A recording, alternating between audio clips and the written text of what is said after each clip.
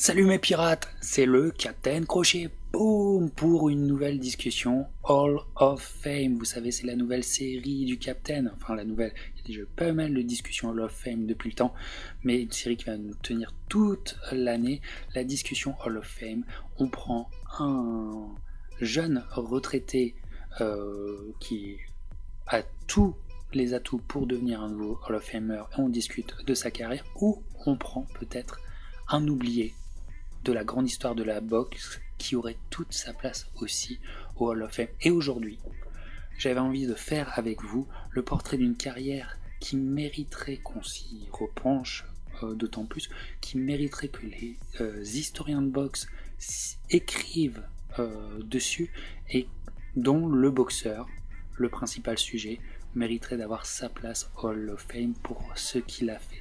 Car je vous propose l'histoire, le portrait d'une carrière totalement improbable, difficile même à penser tellement c'est allé vite, et une histoire aussi malheureusement tragique dont je vais narrer, une histoire d'autant plus importante qu'on est dans une nouvelle période de boxe avec un sublime champion, Vasil Lomachenko, qui défie toute question de temporalité dans la boxe.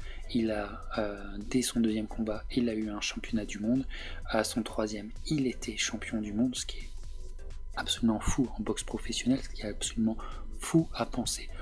Aussi bon sois-tu en boxe amateur, aussi légendaire sois-tu, prendre des champions du monde professionnels dès ton troisième combat, c'est complètement incroyable à penser. Mais sous d'autres conditions, dans d'autres termes, des boxeurs ont aussi fait ce genre de défi, ou ont eu des carrières rapides et dangereuses, j'ai envie de vous dire, en ayant le même état d'esprit back in the past, tel Marty McFly. On prend notre DeLorean, on part dans les années 50 avec un boxeur complètement oublié mais qui a été champion olympique, qui s'appelait Pete Rademacher, si j'espère que je prononce bien son nom, un américain qui à son premier combat professionnel avait défié le champion en monde en titre de l'époque, Floyd Patterson, et en plus de cela, il avait réussi à le mettre knockdown en début de combat avant de malheureusement perdre. Voilà, il y a eu ça dans le passé. Et puis, dans un passé moins lointain, dans les années 90, on a eu une comète, une fusée, une carrière extrêmement rapide, qui a dû être rapide pour beaucoup de choses. C'est la carrière, et je veux le dire tout de suite, c'est la carrière d'un homme qui s'appelle David Reed. David Reed, c'est la carrière Hall of Fame, c'est la discussion aujourd'hui Hall of Fame que je vous propose, la carrière de David Reed. David Reed est un boxeur amateur au pédigré hallucinant, lui aussi, à son époque, dans les années 90. Vainqueur des Golden Gloves, champion du monde, bref, un cador qui arrive aux Jeux Olympiques de 96 et qui va complètement survoler les Jeux Olympiques de 96. Les Jeux Olympiques 96 à Atlanta, avec une très belle équipe américaine. Il fallait être véritablement extrêmement bon pour aller aux Jeux Olympiques de 96 en étant américain. Je vous dis l'équipe américaine de l'époque. Il y avait Fernando Vargas, le jeune, le bébé même, j'ai envie de dire, Fernando Vargas. Il a fait les Jeux Olympiques et très très jeune, en faisant partie de l'équipe. Floyd Mayweather qui se fait lamentablement voler en demi-finale. Floyd Mayweather qui aurait dû être le champion olympique. Antonio Tarver, David Diaz, et un qu'on a complètement oublié, je vous en ai déjà parlé, David Reed. David Reed qui va survoler le tournoi. Il va véritablement survoler le tournoi et il va conquérir cette médaille olympique jaune et verte avec le bandeau vert spécifique à ces Jeux d'Atlanta, si vous vous souvenez, et excusez du peu, en mettant KO son adversaire cubain 90, boxe cubaine 90 cubain, en finale. Véritablement une pépite, voilà, qui explose aux yeux du public et qui va trouver son surnom dès ce soir-là, puisqu'on est encore dans le souvenir de Oscar de la Hoya qui gagne à Barcelone, la grande émotion qu'il avait donnée aux Américains, et il avait été définitivement appelé le Golden Boy à partir de là. Et pour ne pas ne donner le même surnom de Golden Boy à David Reed, un journaliste va l'appeler The American Dream. Voilà, le surnom définitif et lourd à porter. The American Dream va être normalement la future pépite de la boxe. Et tout le monde en est persuadé, et c'est pour ça que pour signer son contrat professionnel avec un promoteur, et ça va être avec la famille Gossen, je vous en ai aussi beaucoup parlé ces derniers temps de la famille Gossen, pour signer avec eux, il va avoir une prime à la signature qui est extrêmement rare à l'époque, et même encore aujourd'hui, extrêmement rare, même quand tu es un cador, extrêmement rare d'avoir une prime de 1 million de dollars à la signature.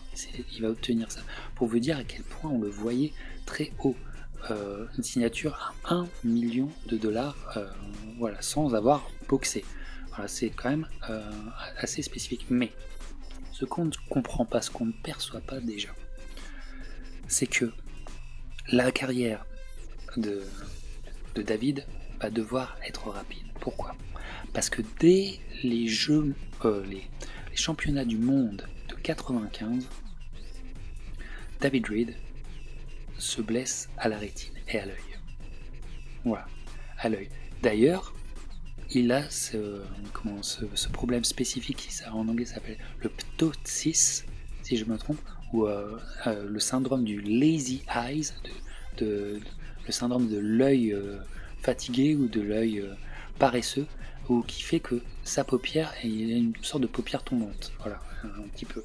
Alors si on voulait être mauvaise langue, on pourrait dire qu'il était le Dominique Strauss-Kahn de la boxe, voilà, simplement pour le côté coup d'œil, voilà, pas de mauvaise blague ici. Mais déjà, il sait qu'il boxe en étant en sursis, et son entourage proche sait qu'il boxe en étant en sursis. Et avec son coach, que je vais vous présenter juste ici, Al Mitchell, qui va le suivre dans sa carrière amateur, qui va pouvoir être son coach pendant le tournoi olympique, et qui sera son coach pendant sa durée professionnelle. Donc il aura toujours un seul coach avec lui, c'est Al Mitchell, que vous voyez là. Alors, Al Mitchell et David savent pertinemment que leurs jours sont comptés dans le monde professionnel, en ayant déjà un problème et déjà une opération à l'œil. Ses jours sont comptés. Il ne peut pas avoir une très longue carrière. De plus, il va compétitionner dans sa catégorie naturelle, que ce soit en amateur ou en professionnel, les junior middleweight, c'est-à-dire les super welter. Voilà, c'est sa catégorie naturelle, il n'en démordra pas.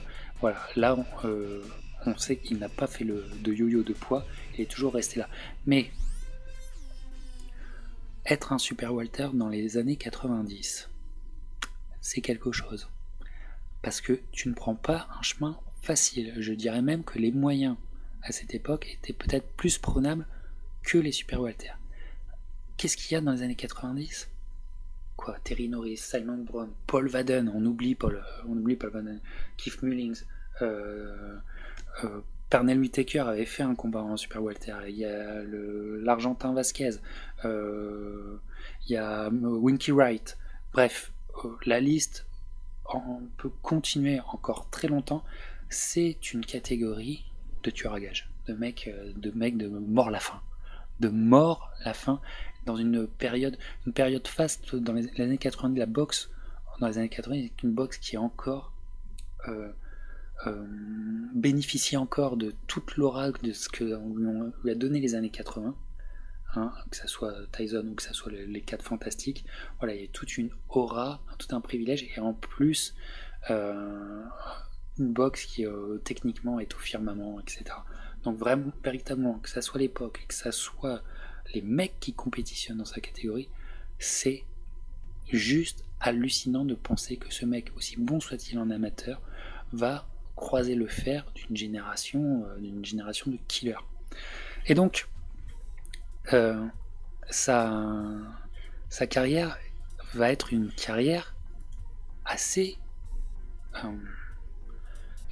comment dire, assez folle, parce que c'est une course contre la montre dès le début, et donc il commence avec un premier combat tranquillou qui se fait quelques mois après les Jeux Olympiques. On est il commence seulement en 97 sa carrière, en mars 97. Voilà. Et en quelques combats seulement, je crois qu'à son 5e combat, il va déjà prendre un ancien titré. Avec ce George Vaca, je crois que c'est un mec qui avait eu une ceinture très peu de temps, je crois, très peu de temps, mais qui avait eu une des ceintures dès son 5e combat. Ça va très très vite, c'est très très costaud, et il enchaîne. Les step-up se font très vite. Voilà, normalement, des vétérans titrés, tu vas pas les prendre à ton 5e combat pour qui que ce soit d'ordinaire, de quelques prospects talentueux ordinaires ne prend pas à son 5e combat un vétéran anciennement titré. C'est bien clair. Mais lui, on ne le sait pas à ce moment-là. Il n'a pas le choix. Il doit aller très très vite. Et donc, les combats continuent, et à son 9e combat, il va prendre, et je vais vous mettre la photo tout de suite, à son 9e combat, il va prendre Simon Brown, et c'est presque une demi-finale mondiale. Simon Brown qui, quelques années auparavant, avait créé un upset en knockant Terry Norris, lui-même s'était refait knocker. Voilà, Simon Brown, c'était un Jamaïcain dur au mal, un véritable tueur, qui malheureusement aussi à ce moment-là de sa carrière avait pris déjà plusieurs KO qui font mal, qui forcément l'avaient marqué pour toujours, et donc il n'était plus le même Simon Brown que 6 ans auparavant par exemple, mais quand même à ton 9e combat tu prends Simon Brown, pas simple, mais alors David Reed va survoler et va trouver aussi il va trouver aussi le chaos. Il aura pas, déjà qu'il n'a pas beaucoup de combats, forcément il n'aura pas beaucoup de chaos, mais là un très très beau chaos qu'il arrive à trouver, et là définitivement le mec s'impose. Il faut lui donner véritablement le top de la crème, et après un autre combat pour dire de se refaire contre James Cooker, arrive un combat que tout le monde doit connaître, ou plutôt que vous devez vous repencher dessus incessamment sous peu. Vous devez courir, vous repencher sur ce combat, parce que à l'époque je crois qu'il n'a pas été compris à sa juste valeur, mais ce combat, c'est celui-là contre Laurent Boudouani. D'ailleurs Laurent Boudouani, je crois qu'il va falloir aussi qu'on fasse une discussion Hall of Fame sur Laurent Boudouani. Je crois que ça va devoir devenir essentiel. Laurent Boudouani est certainement le meilleur boxeur français de sa génération, et il est dans la discussion pour le all-time, définitivement pour ce qui concerne la France. Je n'en démords pas. Laurent Boudouani est un cran au-dessus de plein d'autres champions français que vous avez connus, que vous avez certainement aimés. Médaillé olympique à Séoul, lui aussi. On a un duel de médaillés olympiques, on a un duel en termes de pedigree box, c'est fou. C'était très rare. des duels chez les pros de médailles olympiques, c'était très rare. David Reed, je vous ai dit de quelle génération il vient, mais Laurent Boudouani, lui, il vient de Jeux olympiques Séoul, qui sont eux aussi à reconsidérer. Parce que les Jeux olympiques de Séoul, à mes yeux, sont peut-être les plus grands Jeux olympiques pour la boxe qu'il y ait jamais eu. Pourquoi ? Parce que d'une part, bien sûr, on parle souvent de la génération de 84 chez les Américains, Whittaker, Holyfield, Mel Taylor, etc. Mais on oublie qu'à Los Angeles, en 84, tout le bloc soviétique n'était pas là. Alors qu'à Séoul, 4 ans plus tard, le bloc soviétique est là. Et bien là. Je crois qu'à Séoul, si je ne me trompe pas chez le bloc soviétique, vérifiez, je crois qu'il y a Kostatsu qui fait des Jeux Olympiques avant de devenir champion du monde amateur. Je crois qu'il fait des Jeux Olympiques. À vérifier mes pirates, je suis pas sûr. Mais en tout cas, ce qui est sûr, il y avait aussi Andrew Golota pour les Polonais qui était là. Voilà. Ça te dit, chaque nation avait ramené un cadre. Voilà. Alors chez les Américains, je parle pas. Ray Mercer, Riddick Bowe, Michael Carbaral, légende absolue Michael Carbaral. Il y avait Roy Jones qui se fait honteusement voler la médaille d'or. Hein, voilà. Et chez les Français, on avait Laurent Boudouani. Donc une Olympiade incroyable. Et puis aussi, on est en 88. Là où je pense aussi, là c'est ma théorie, où toutes les boxes sont à leur pleine puissance, si j'ai envie de dire, sont à leur firmament technique. C'est-à-dire que ils sont dans la boxe américaine est véritablement dans son firmament technique. De toute façon, on voit bien avec ce que propose Roy Jones ou un Michael Carbaral. La boxe française aussi propose peut-être ce qu'elle a de plus beau à ce moment-là. Bref, une Olympiade à reconsidérer. Voilà. Donc, on a pour David Reed, aujourd'hui on parle de David Reed, mais je répète, s'il me voit ou si vous lui faites entendre Laurent Boudouani, j'espère que tu seras avec nous pour qu'on fasse la discussion Hall of Fame te concernant, tu la mérites. Et véritablement. Mais pour David Reed, voilà, là, on parle de son championnat du monde. On est à son 11e combat. Alors maintenant, comme on dit, au jour d'aujourd'hui, ça nous paraît un peu plus ordinaire. Parce que Lomachenko a complètement cassé les codes actuels. Mais à ton 11e combat, prendre le pédigré de Laurent Boudouani pour une vraie ceinture, à l'époque c'est la ceinture WBA, et en 99 la WBA n'avait pas eu encore cette mauvaise idée de cloner ses ceintures à l'infini, donc il n'y en avait qu'une, et c'était la bonne, voilà, donc c'était un vrai championnat du monde légitime. En plus, à Atlantic City, cette ville qui respire la boxe, dans un lieu mythique, vraiment dans une ambiance où c'est que des mecs qui connaissent, qui regardent ce combat. Bref, un combat, là, j'ai pas peur des mots, parce que un masterpiece, un chef-d'œuvre de boxe, La boxe nous a proposé des choses tellement ahurissantes, tellement folles, année après année, que on aurait tendance à rendre ordinaire des choses qui ne le sont absolument pas ordinaires. Et ce combat est un combat magnifique à regarder. Clair, propre, avec, si je me crois bien, un seul clinch.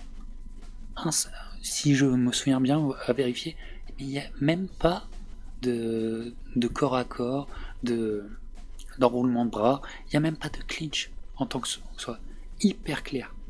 Et véritablement, avec ce que la boxe française peut vous proposer de mieux, et ce que la boxe américaine peut vous proposer de mieux chez les junior middleweight qui se sont affrontés.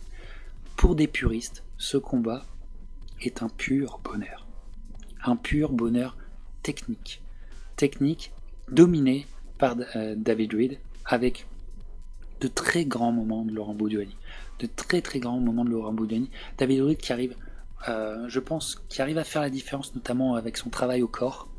où Laurent Baudouani arrive en ayant une boxe beaucoup plus en ligne pour réussir à faire parler sa droite magnifique, arrive à moins trouver les angles pour le corps, à la différence de Reed qui est beaucoup plus slick et qui arrive à vraiment trouver des meilleurs angles, mais c'est juste magnifique à regarder, avec des contre-attaques de chaque côté, des ouvertures, des coups d'œil de chaque côté, bref, souvent certains casuals se gargarisent à dire que la boxe elle est belle que quand c'est de l'escrime des points.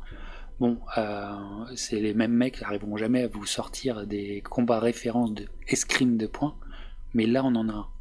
Ce que vous voyez là, c'est pour moi, vous me dites escrime de points, c'est ce qu'il y a à regarder. Magnifique combat, un masterpiece et une victoire dans un combat plus serré que les scorecards donneront.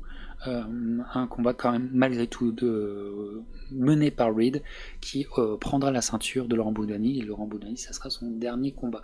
Mais quel panache de finir là-dessus, quel panache de finir là-dessus. Je veux dire, il y a résumé et résumé, hein. Voilà, quel panache de finir là-dessus. Vraiment, une carrière, la carrière de Laurent Baudouani, notamment sa carrière américaine, a de la gueule. A véritablement de la gueule, et encore à lui, bravo. Il nous a fait rêver, il a inspiré beaucoup de générations qui ont suivi. Pour ceux qui aiment la suite Science. Voilà, donc un masterpiece pour David Reed à son 11e combat, tout en sachant qu'il a encore des problèmes d'œil pendant sa carrière professionnelle. Voilà, les coups qu'il reçoit sont des coups qui le mettent en danger à chaque instant. Et regardez bien, notamment, ce qui se passe dans le coin, même quand il n'est pas marqué, son cutman et son entraîneur sont focalisés sur son œil. Focalisés sur son œil. Voilà, on sent, a posteriori, on comprend l'angoisse avec laquelle il boxait. C'est ça qui est quand même fou à voir. Et va continuer la carrière, bien sûr, de David Reed va continuer, et va continuer avec un autre combat. Voilà, ce combat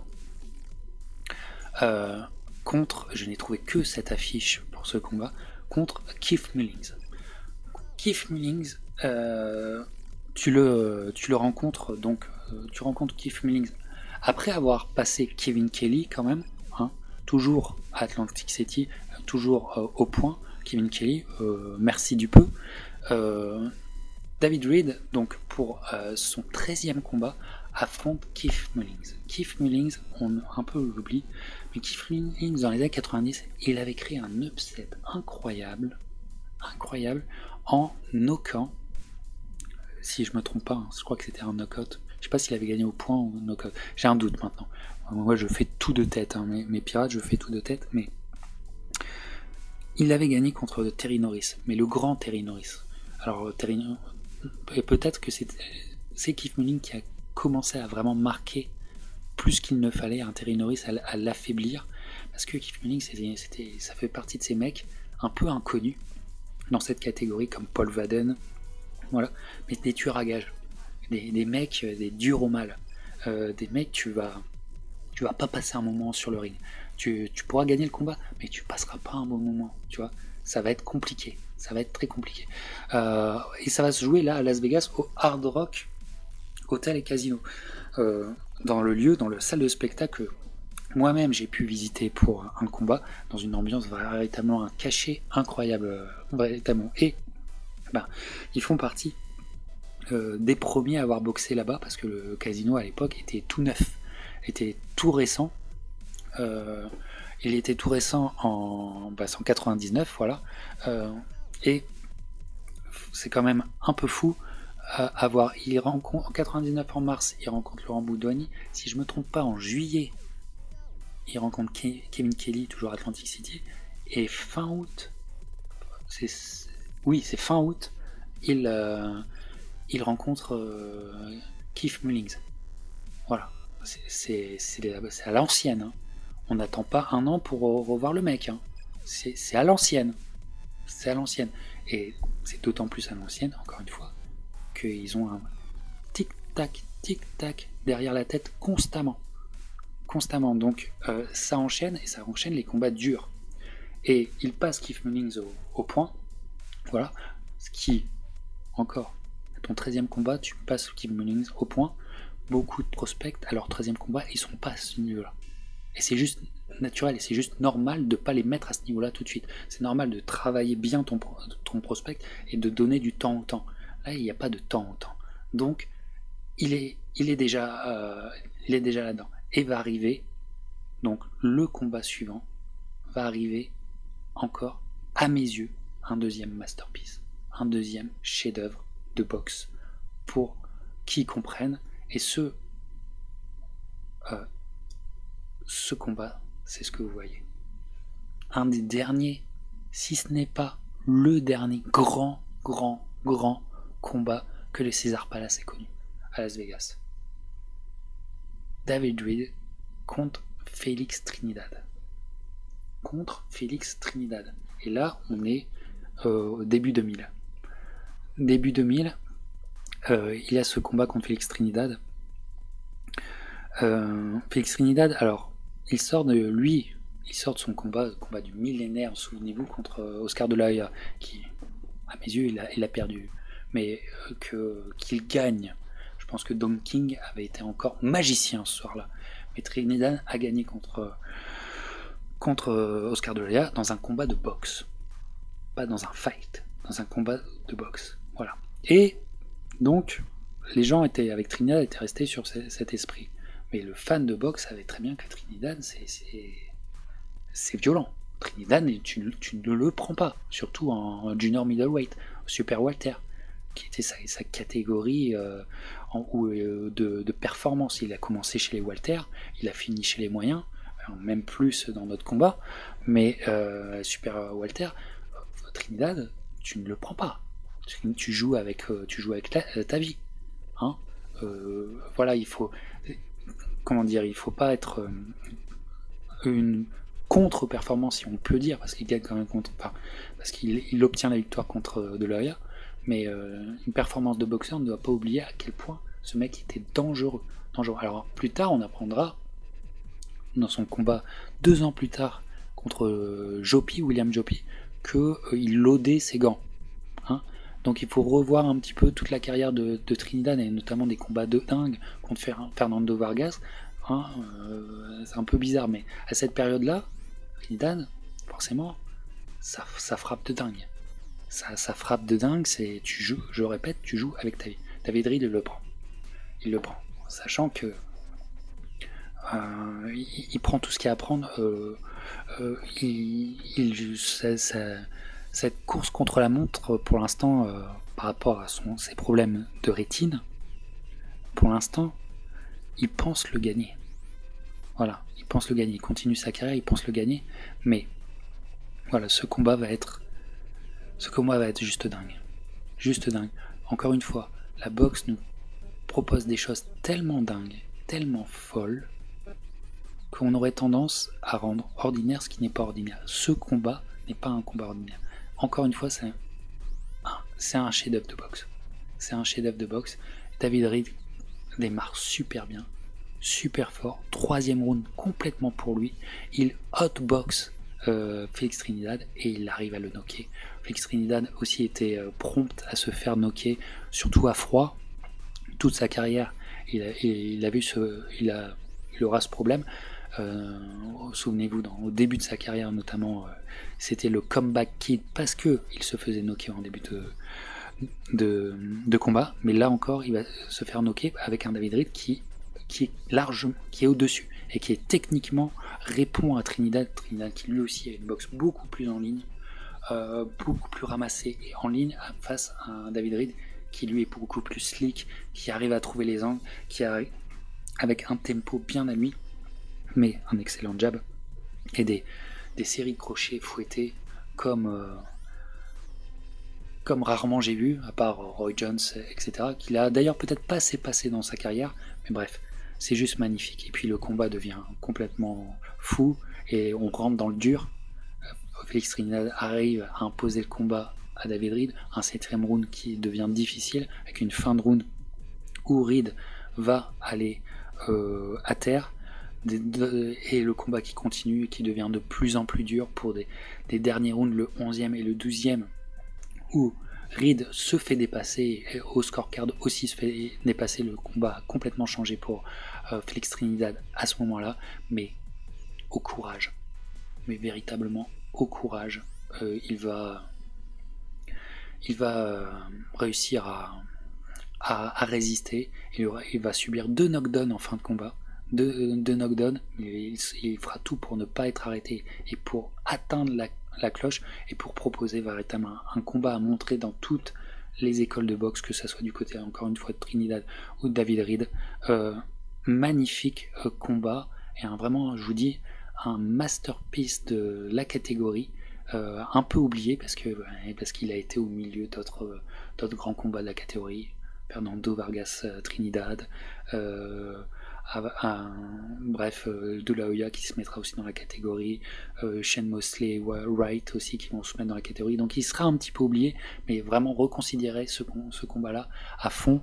Voilà, combat dur et qui va véritablement faire flancher David Reed dans le côté défaite vis-à-vis de son défi interne qu'il a. Son œil va être véritablement amoché, et il aura plus que, après ça, il aura plus que 4 combats après ça contre des mecs, des inconnus, et il finira sa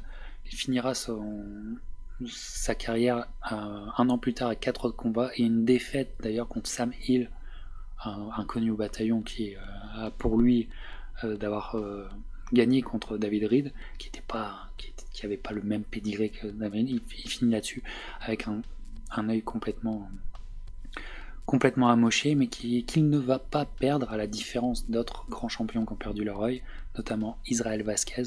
N'oubliez pas, Israel Vasquez, on ne joue pas à la boxe. You don't play boxing. Voilà, la boxe te fera mal. Journeyman ou champion, tu sortiras de ta carrière toujours plus affaibli que quand tu es rentré. C'est une évidence, et des champions, des guerriers qui, par leur générosité, ils sont allés jusqu'à nous donner leur vie, leur âme ou leur œil. Israel Vasquez, avec ses grands combats qu'il a fait contre Marquez, mais ces grands combats-là, le lion fait perdre un œil, il a dû retirer son œil. Bref, David Reed ne le perdra pas, et pour ne pas le perdre, véritablement, en 2001, il doit arrêter la boxe. Il doit tout simplement arrêter la boxe. Voilà. Et en 2001, il est champion olympique 96. Sa carrière aurait dû continuer bien plus longtemps que ça, et il aurait dû affronter les autres cadors. Voilà. Mais ça s'arrête là. Et l'histoire, malheureusement, la boxe vous marque à vie, et l'histoire va être que David va être une personne déjà isolée, assez seule, qui vit la solitude et qui vit la dépression, les grandes dépressions, les dépressions où tu restes blotti chez toi, où tu ne vis plus, quoi. Il est depuis, plus ou moins, il a des périodes de grande dépression. On l'a vu dans le coin d'un autre boxeur que j'aime bien, un boxeur généreux de Philadelphie, parce que n'oubliez pas que David Reed est de Philadelphie, et que lui, c'est ce que j'ai oublié de vous dire, je vous fais tout de tête, mais que David Reed représente la boxe de Philadelphie. N'oubliez pas que la boxe de Philadelphie, c'est des guerriers, mais c'est des guerriers tous techniques. Meldrick Taylor, Joe Frazier était extrêmement technique aussi. Bref, tous ces mecs-là de Philadelphie, David Reed a représenté aussi ce qu'était la boxe de Philadelphie. Et Jesse Hurt, boxeur qui était chez Super Moyen, qui a fait un énorme combat contre Ramirez il y a 2 ans de ça, qui est maintenant chez les mi-lourds, avait c'est presque lui qui prenait sous son aile, en le mettant dans son coin, David Reed. On l'a vu quelques fois, David Reed dans le coin de Jesse Hurt, et j'espère qu'on le reverra encore. Mais bref, l'histoire est devenue un peu tragique, mais totalement tragique pour lui, c'est ça qui est extrêmement triste, et il est complètement un oublié de la boxe qui mérite qu'on se repenche dessus, mais avec une carrière si courte, ce mec a quand même réussi à sortir 2 combats exceptionnels, dont un avec un Français, dont Laurent Boudouani, ça serait extrêmement intéressant qu'il nous reparle de ce combat de son côté, parce que je vous répète, c'est techniquement un masterclass à voir, et voilà, en très peu de temps, en très peu de combats, très peu de combats, moins de 20 combats, le mec nous a sorti une Olympiade de folie, une des meilleures Olympiades qu'il y ait jamais eu, vraiment une dominance totale, et puis une carrière courte avec 2 petits chefs-d'œuvre, 2 pépites à connaître, et finalement il a véritablement fini sa carrière sous les poings de Trinidad, mais quel combat, quel grand combat. Et donc, dans cette discussion Hall of Fame que j'avais envie de vous donner aujourd'hui, dans cette discussion, je voulais reprendre quelqu'un complètement oublié, mais qui mériterait, voilà, c'est mon argumentaire, qui mériterait sa place au Hall of Fame pour ce qu'il a donné en aussi peu de temps, avec des conditions aussi dramatiques sur les épaules. Voilà, c'était la discussion Hall of Fame David Reed. Repenchez-vous sur sa carrière, il y a 2 combats que vous devez revoir, et puis dans les commentaires, vous me direz ce que vous en pensez, et si ces combats-là, presque 20 ans plus tard, s'ils vous inspirent, s'ils vous épatent, et si vous y trouvez quelque chose. Je vous lirai avec attention. C'est le Captain Crochet, abonne-toi à la page YouTube, abonne-toi à la page Facebook, et puis si tu veux aider le Captain dans ses discussions Hall of Fame ou dans ses voyages box, il y a aussi le compte Tipeee qui existe avec l'euro symbolique. En attendant, moi, je vous souhaite une bonne semaine, portez-vous bien, allez à la salle, allez courir, restez motivés, et on reparle bientôt d'un autre grand champion, mais ça, c'est surprise. Ciao mes pirates.